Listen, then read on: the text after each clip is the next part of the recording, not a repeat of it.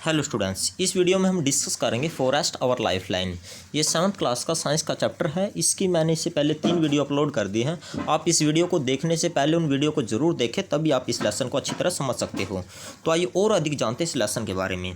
देखिए क्या कहता है, the forest provides greater opportunities for food and habitat for the herbivores. कहता है कि जो शाकाहारी जीव होते हैं, जानवर होते हैं, उनके लिए जो जंगल है वो भोजन और हैबिटेट की व्यवस्था करते हैं। Larger number of herbivores means increased availability of food for a variety of carnivores. It means क्या कहता है कि larger number of herbivores यानी जितने ज़्यादा herbivores होंगे, means इसका मतलब हो increased availability of food for a variety of carnivores। इससे जो carnivores उनके लिए भी भोजन की व्यवस्था होगी। carnivores मतलब जो शाकाहारी होते हैं। The wide variety of animals help the forest to regenerate and grow। अलग अलग प्रकार के जो जानवर होते हैं वो हेल्प करते हैं फॉरेस्ट को रीजनरेट करने में और बड़ा करने में, उगने में, दोबारा फिर बनाए रखने में। Decomposers help in maintaining the supply of nutrients to the growing plants in the forest. जो डीकम्पोजर्स होते हैं वो हेल्प करते हैं, help in maintaining the supply of nutrients. वो न्यूट्रिएंट्स सप्लाई करते हैं टू द ग्रोइंग प्लांट्स, जो पौधे होते हैं उनको उगने में। Therefore the forest is a dynamic living entity full of life and vitality। इस प्रकार जो फॉरेस्ट होता है एक डायनेमिक लिविंग एंटिटी होता है। It was about afternoon and the children wanted to go back। अब दोपहर का समय हो गया था। इससे पहले हमने वीडियो में डिस्कस किया था कि इस लेसन में कुछ बच्चे प्रोफेसर अहमद के साथ जंगल में गए हुए हैं। अब वो वापस आने की सोच रहे हैं। तो क्या कहता है, Tibu suggested another route for going back. Tibu कहता है कि हम दूसरे रास्ते से चलेंगे। While they were going back, जब वो वापस जा रहे थे, it started raining, तो बारिश स्टार्ट हो जाती है। Whilst however surprisingly they saw that the raindrops were not hitting the forest floor directly। यद्यपि वो देखते हैं हैरान होके कि जो बारिश की बूंदें थी वो डायरेक्ट उस पर नहीं लग रही थी, जो जंगल की ज़मीन थी वहाँ पर। The flow of raindrops was intercepted by the upper most layer of the forest canopy and most of the water was coming down through the branches and the stems of the trees। और जो बारिश की बूंदें थी या पानी था वो डायरेक्ट तो ज़मीन पे नहीं लग रहा था, वो जो ट्रीज़ की कैनोपी थी यानी पेड़ों की ने जो कैनोपी बना रखी थी उसके द्वारा वो ब्रांचेस से, टहनियों से और जो धड़ था उसका पेड़ का, उनसे आ रहा था। Yes, from the leaves it was dripping slowly over branches of the shrubs and herbs। और लीव्स के द्वारा, पत्ते के द्वारा, इट वॉज ड्रिपिंग स्लोली, धीरे धीरे, ओवर ब्रांचेज और ब्रांचेज ऑफ द श्रब्स, फिर ये जो झाड़ियाँ थी उन पर गिर रहा था पानी, और हर्ब्स थी। आप यहाँ पर पिक्चर भी देख सकते हो, ये देखिए यहाँ पर बारिश आई हुई है, ये देखिए, और ये नीचे पानी गिर रहा है। Yes, they found that the ground was still dry. वो देखते हैं कि जो ग्राउंड है अभी भी सूखा है, ड्राई है। After about half an hour the rain stopped. और लगभग आधे घंटे बाद बारिश रुक जाती है। They noticed that the layer of dead leaves over the forest floor appears wet now. अब वो देखते हैं कि जो लेयर थी, जो डेड लीव्स थे, पत्ते थे, वो गीले हो गई। But water did not stagnate in the forest. परंतु जंगल के अंदर पानी इकट्ठा नहीं होता, स्टैग्नेट होता है इकट्ठा होना। Yes, Bujo thought that if it had rained so heavily in his town it would have flooded the drains and roads। बुजो सोचता है कि यदि उनके टाउन में इतनी बारिश हो जाती तो इतनी बारिश से तो जो ड्रेन्स थी, जो नाले थे या जो रोड्स थे, उन पे पानी पानी हो जाता। What would happen if it rains heavily in your town? यदि आपके टाउन में इतनी बारिश हो तो क्या होगा? Professor Ahmed told them that the forest also acts as a natural absorber of rain water। Professor Ahmed उन बच्चों को बताते हैं कि जो फॉरेस्ट होते हैं वो नेचुरल, प्राकृतिक एब्जॉर्बर का भी काम करते हैं, पानी को सोखते हैं, जो बारिश का पानी होता है।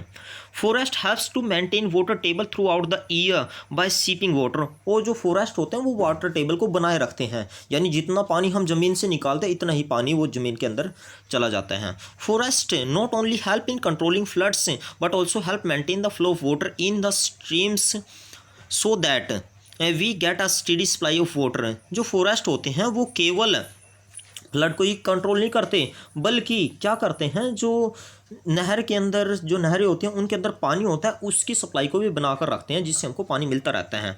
ऑन द अदर हैंड, दूसरी तरफ, if trees are not present rain hits the ground directly and may flood the area around it.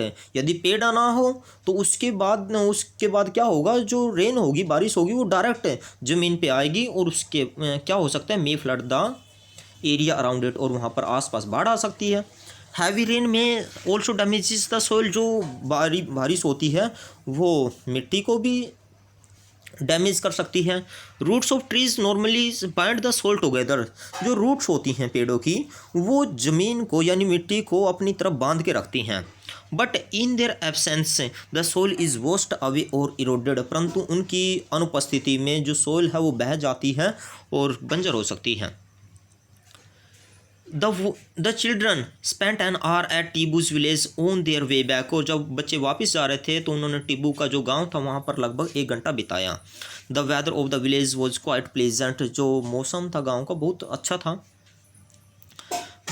Villagers told them that due to the surrounding forest they receive good rainfall.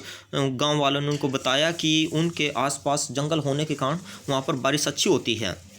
The air also remained cold. जो हवा थी वो भी ठंडी थी। Noise pollution two is less because the forest absorbs the noise of the near by highway. वहाँ पर noise pollution भी ज़्यादा नहीं था। The children learn about the history of the village. बच्चों को जो गांव की हिस्ट्री थी उसके बारे में जानने का, पता करने का मौका मिला। It surprise them the villages and The agriculture fields of that area were created after clearing the forest about 60 years ago। वहाँ पर उनको पता चला कि इस गांव को लगभग 60 साल पहले जंगल को साफ करके बनाया गया था। टीपू's grandfather told them that when he was young। Tipu का जो ग्रैंडफादर था उसने उसको बताया था टीपू को कि जब वो बच्चा था, the village was not as large at it was now. ये गांव इतना बड़ा नहीं था जो जितना बड़ा अब है। It was also surrounded by forest. और ये जंगल से घिरा हुआ था जो गांव था टेबू का। Constructions of roads, buildings, industrial development and increasing demand of wood created pressure on the forest and it started vanishing. कहता है कि उसके बाद धीरे धीरे सड़कें बनने लगी, बिल्डिंग बनने लगी, उद्योग यानी फैक्ट्रियाँ वगैरह बनने लगी। And increasing demand of wood, और लकड़ी की ज़रूरत पड़ने लगी। Created pressure on the forest, जिससे फॉरेस्ट पे प्रेशर पड़ा। एंड इट स्टार्टेड वैनिशिंग, और धीरे धीरे जंगल को नष्ट किया जाने लगा।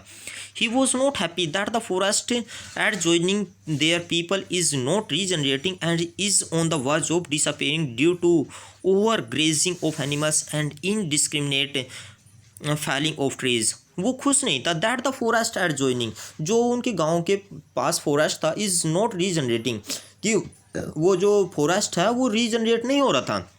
And is on the verge of disappearing, और वो ख़त्म होने की कगार पर था। Due to over grazing of animals, क्योंकि वहाँ पर बहुत ज़्यादा जानवर चरते थे, घास खाते थे। And indiscriminate of felling of trees, और पेड़ों को काटा जा रहा था। Professor Ahmad said that if we did things wisely we could preserve forest and environment as well as have development. Professor Ahmad उनको बताता है यदि हम ठीक तरह से काम करें तो हम फॉरेस्ट को बचा सकते हैं और अपने इन्वायरमेंट को बचा सकते हैं। Children prepare a few fixes to show the consequences of such an event. At the end of the visit professor Ahmad ask children to sum of the importance of forest. अंत में प्रोफेसर अहमद ने बच्चों से पूछा कि फॉरेस्ट का importance क्या है। द चिल्ड्रन रोट, बच्चों ने लिखा oxygen is provided by the forest. ये बहुत इंपॉर्टेंट है। बच्चों ने बताया कि जो फॉरेस्ट है उनसे हमको ऑक्सीजन मिलती है। Soil is protected by the forest, जो सोइल है उसकी रक्षा की जाती है फॉरेस्ट के द्वारा। Yes, forest provide habitat to a large number of animals. जो फॉरेस्ट है वहाँ पर कई प्रकार के जानवर रहते हैं। Forest are helpful in bringing good rainfall, forest के कारण अच्छी बारिश होती है। We can get a large number of useful things from the forest like medicine, timber etcetera. Forest से हमको क्या मिलता है, कुछ काफ़ी अच्छी अच्छी चीज़ें मिलती हैं, यूजफुल लाभदायक वस्तु मिलती हैं, जैसे मेडिसिन मिलती है या इमारती लकड़ियाँ मिलती हैं। वी मस्ट प्रिजर्व और फॉरेस्ट, हमको अपने फॉरेस्ट है उनको बचाना चाहिए। What would happen if forest disappear, क्या होगा यदि जंगल गायब हो जाए। देखिए क्या होगा। यस, सबसे पहले देखिए, if forest disappear the temperature of earth will increase because of increase in the concentration of carbon dioxide. कहता है कि यदि जंगल गायब हो गए तो धरती पर क्या हो जाएगा, कार्बन डाइऑक्साइड की मात्रा बढ़ जाएगी और जो बहुत विनाशकारी होती है। उसके बाद क्या होगा, in the absence of trees, पेड़ों की अनुपस्थिति के कारण यदि पेड़ नहीं होंगे, and plants, the animals will not be able to get food and shelter, जो एनिमल्स हैं उनको रहने के लिए स्थान नहीं मिलेगा और भोजन नहीं मिलेगा। In the absence of trees, और यदि पेड़ नहीं होंगे, the soil will not hold water, ज़मीन के अंदर पानी नहीं होगा, ज़मीन यानी पानी को नहीं सोखेगी, विच विल कोज फ्लड, जिसके कारण बाढ़ आ सकती है। डिफोरेस्टेशन से विल इन डेंजर और लाइफ, और डिफोरेस्टेशन के कारण यानी वनोन्मूलन के कारण, यानी हम वनों को काट देंगे तो उसके कारण हमारा जो जीवन है खतरे में पड़ जाएगा, एंड इन्वायरमेंट, और हमारा इन्वायरमेंट भी। Think what we can do to preserve our forest and act accordingly, सोचिए कि हम अपने जो फॉरेस्ट हैं उनको बचाने के लिए क्या कर सकते हैं और उसी के अनुसार कार्य कीजिए। तो ये आपका लेसन था स्टूडेंट्स, आप इस वीडियो को देख लेना। Thank you students.